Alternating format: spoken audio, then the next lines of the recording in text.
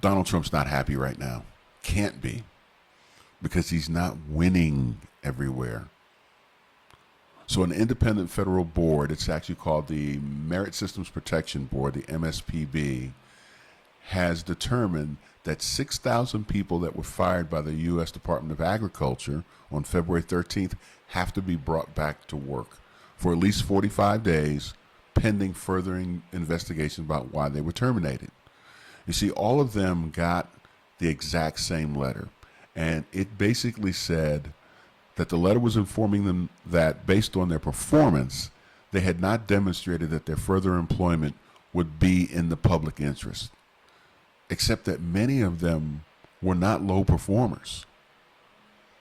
Some of them showed that they were actually top performers, so they said there's no reason that should be the reason that I'm losing my job, so they fought back.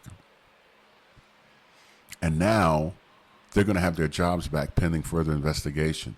And that's not the only place that Donald Trump is losing. A Supreme Court decision came back, 5-4, slim majority, but it said that Donald Trump cannot freeze assistance to foreign nations coming from the USAID. So he's losing again. Donald Trump doesn't always win. So what's my message to the American public? Listen, if you love what he's doing, and I've had people reach out to me and say, God bless Donald Trump and Elon Musk. We love everything they're doing. You want to take a victory lap, jump up and down, clap and cheer, that's your business. You cast your vote, and if this is what you cast your vote for, you have a right to do that. I can't make you not do that.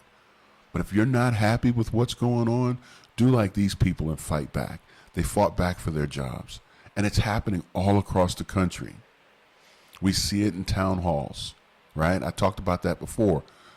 Some Republican came out yesterday and said, well, all these people that are demonstrating, they're just George Soros paid people.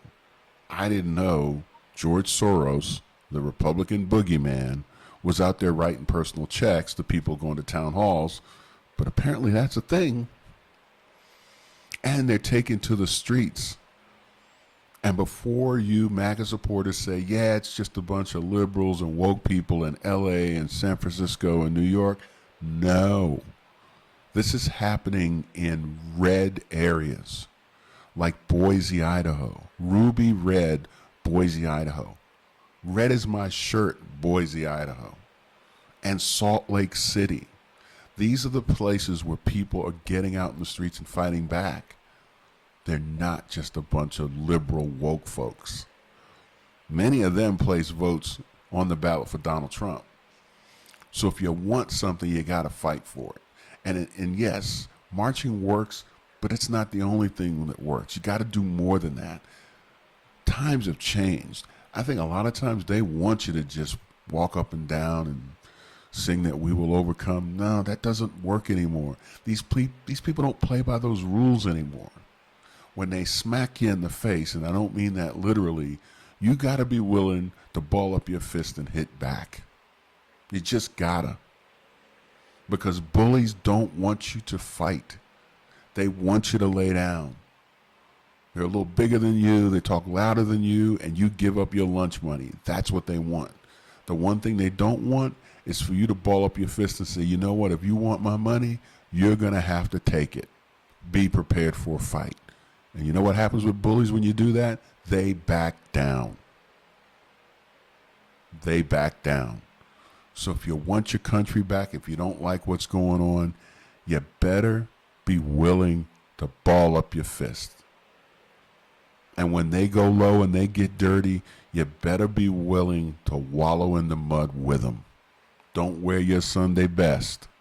Put your work clothes on and get muddy. That's my message for you today. Fight on, America.